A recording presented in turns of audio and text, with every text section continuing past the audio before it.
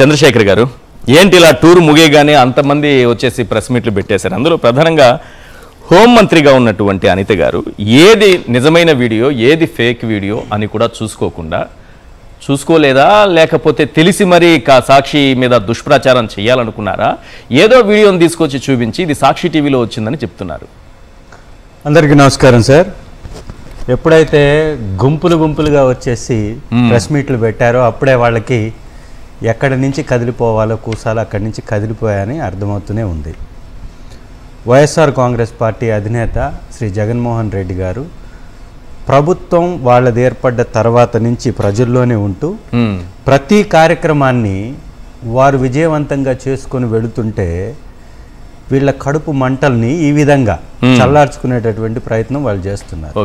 మీరు గమనించినట్లయితే జగన్మోహన్ రెడ్డి గారు ఈ కూటమి ప్రభుత్వం ఏర్పడ్డ మొదటి రోజు నుంచే ప్రజల్లోకి వెళ్ళి వారు చేసే కార్యక్రమాల ద్వారా ఈ కూటమి ప్రభుత్వం యొక్క చెంపల్ని ఆ చెంప ఈ చెంప వాయిస్తూ ఉన్నాడు వాళ్ళు చేసేటటువంటి తప్పుల మీద.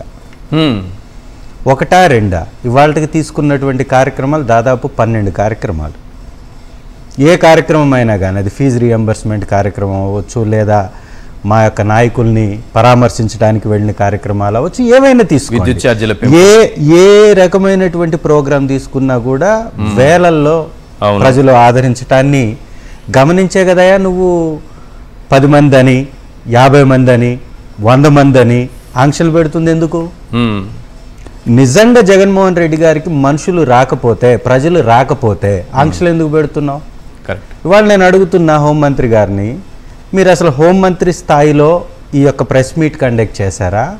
తెలుగుదేశం అధికార ప్రతినిధిగా ఈ యొక్క ప్రెస్ మీట్ని కండక్ట్ చేశారా? మొట్టమొదటిగా హోంమంత్రి గారే కదా సార్. హోంమంత్రిగా అయితే అవును, మరి మీరు పర్మిషన్ ఇచ్చింది ఎంతమందికి?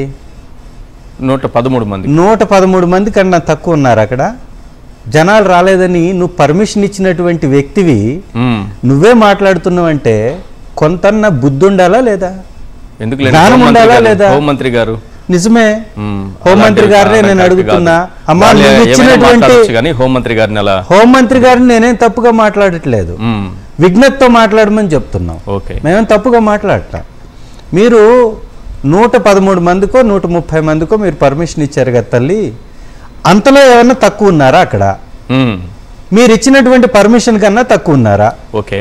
వేల మంది మీకు కనపడరు, లక్షల మంది రోడ్ల మీదకి వచ్చినా మీకు కనపడరు. సరే అవి పక్కన పెట్టేద్దాం. మీరు పర్మిషన్ ఇచ్చింది ఎంతమందికి? మొట్టమొదటిగా అది మీరు చెక్ చేసుకోవాలి. ఆ మందికే కానీ మీరు పర్మిషన్ ఇచ్చినటువంటి జనాభా కంటే అక్కడ తక్కువ ఉంటే జనాలు రాలేదని మీరు మాట్లాడితే బాగుంటుంది ఒక హోంమంత్రి స్థాయిలో. హోంమంత్రి గారు ఇంకోటి కూడా చెప్తే రెండవది కూడా సార్, పోలీసుల సంఖ్య గురించి ఏమన్నా ఎంతమందిని పెట్టారనేది హోంమంత్రి గారు చెప్తే బాగుంటుంది. అక్కడ నెల్లూరులో ఎవరైతే దామోదర్ గారు ఎస్పీ గారు ఇన్ఛార్జ్ ఎస్పీగా ఉన్నటువంటి వ్యక్తి మా ప్రకాశం జిల్లా ఎస్పీగా ఉన్నటువంటి వ్యక్తే దాదాపు 2000 నుంచి 3000 మంది పోలీసుల్ని అక్కడ మోహరించారనేది స్పష్టంగా వారి యొక్క ఆర్డర్స్లోనే కనపడుతుంది. ఎందుకు అంతమంది? కంట్రోల్ చేయాలి, జగన్మోహన్ రెడ్డి గారి దగ్గరికి ప్రజల్ని రాకుండా చేయాలి, గుంతలు తవ్వాలి, ముళ్ళ కంచెలు వేయాలి, బార్కెట్లు పెట్టాలి, వచ్చినటువంటి వాళ్ళ మీద కేసులు పెట్టాలి, ఇన్ని చేసి కూడా ఆపాలి. అదే వారి ప్రయత్నం. మరి జనం రానప్పుడు అంతమంది ఎందుకు అంటున్నాను, నా క్వశ్చన్ అది. జనం వస్తారు కాబట్టే పెట్టారు. వారి యొక్క ప్రశ్నలోనే, వారి యొక్క భయంలోనే, వారు ఇచ్చేటటువంటి పర్మిషన్లోనే జగన్మోహన్ రెడ్డి గారి స్థాయి ఏంటో వారే చెప్తుంటారు. జగన్మోహన్ రెడ్డి గారికి వచ్చేటటువంటి ఆ జనబలాన్ని అడ్డుకోవడానికే కదా ఇన్ని బార్కెట్లు పెట్టినా, ఇంతమంది పోలీసులను మోకరించినా, ఇంతమంది ఇన్ని రోడ్లని గుంతలుగా తవ్వేసినా, ఇంతమంది రోడ్ల మీదకి వచ్చి జనాలు ఎగబడుతుంది కనపడుతుంటేనే కదా మీరు ఇవన్నీ ఆంక్షలు పెడుతుంది. ఇవాళ మీకెందుకు అంటున్నా, ఒక హోంమంత్రిగా మీరు చూడాల్సినటువంటి శాఖ ఏంటి? సెక్యూరిటీ కరెక్ట్ గా పనిచేసిందా లేదా? ఏమన్నా అవాంఛనీయ సంఘటనలు జరిగాయా లేదా? సేఫ్ గా మాజీ ముఖ్యమంత్రి గారి యొక్క పర్యటన ముగిసిందా లేదా? దాని మీద కదా మీ ప్రెస్ మీట్ ఉండాలి. జనాలు రాలేదు అని వచ్చిన జనాల మీద అబద్ధం చెప్పాల్సినటువంటి అవసరం మీకేంటి? రెండవది, సాక్షిలో వచ్చినటువంటి క్లిప్పింగ్ నే వెయ్యాలని మీకెందుకు అనిపించింది? మీకంటూ ఒక నిఘా వ్యవస్థ లేదా? మీకంటూ ఛానల్స్ లేవా? మీకంటూ మీ సంస్థకంటూ ఒక వ్యవస్థ ఉంది కదా. ఎంతమంది వచ్చారు మీకు తెలుసు కదా. నిజంగా రాకపోతే మీ దగ్గర ఉన్నటువంటి వీడియోలను ప్లే చేయొచ్చు కదా. ఓకే, సాక్షి ఆ యొక్క అంబులం లేనటువంటి వీడియోని మీరు ప్లే చేస్తున్నారంటే మీరే క్రియేట్ చేసి ప్లే చేస్తున్నారని అర్థం కదా. మేడం గారు తెలియక చేశారా, ఇలాంటివి క్రియేట్ చేసి ప్రచారం చేద్దామని టీడీపీ ఆలోచనలో భాగంగా ఇది ప్లే చేశారా ఏంటి? మేడం గారికి ఆ పదవి ఎలా వచ్చిందో వారు మర్చిపోయి పాపం ఆ పదవి వచ్చిందనేటటువంటి ఆతృతతోటి మాట్లాడుతూ ఉంటారు ఆవిడ. వైఎస్ జగన్మోహన్ రెడ్డి గారు ఒక మహిళకి, దళిత మహిళకి మొట్టమొదటిసారి ఈ రాష్ట్రంలో హోంశాఖని కట్టబెడితే కొనసాగింపుగా వారికి ఆ పదవి వచ్చింది.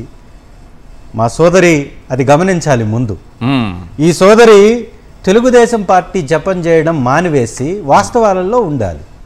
ఇవాళ రాష్ట్రంలో జరుగుతున్నటువంటి సంఘటనల మీద కానీ, మహిళల మీద జరుగుతున్నటువంటి అత్యాచారాల మీద కానీ, నేరాల మీద కానీ, ఘోరాల మీద కానీ, అన్యాయాల మీద కానీ ఒక్క మాట మాట్లాడినటువంటి హోంమంత్రి గారు మొట్టమొదటగా తెలుసుకోవాల్సింది ఏంటంటే వైఎస్ఆర్ కాంగ్రెస్ పార్టీ అధ్యక్షుడైనటువంటి శ్రీ జగన్మోహన్ రెడ్డి గారి బాటలో మీ ప్రభుత్వం నడుస్తుంది. మొట్టమొదటగా గమనించాలి. ఇవాళ హోంమంత్రిగా ఉన్నటువంటి అనితమ్మ గారు కానీ, ఈ రోజు జమ్మలమడుక్కి వెళ్లేసి హడావుడి చేసినటువంటి ముఖ్యమంత్రి గారు కానీ, ముఖ్యమంత్రి గారు 15 సంవత్సరాలు ముఖ్యమంత్రి అండి ఇప్పటికీ. అవును, చంద్రబాబు గారు ఏ రోజన్నా ఆటోలో మీరు ఫోటో చూసారా? ఏ రోజన్నా పేదవాడి ఇంటికి వెళ్ళి భోంచేయడం గమనించారా?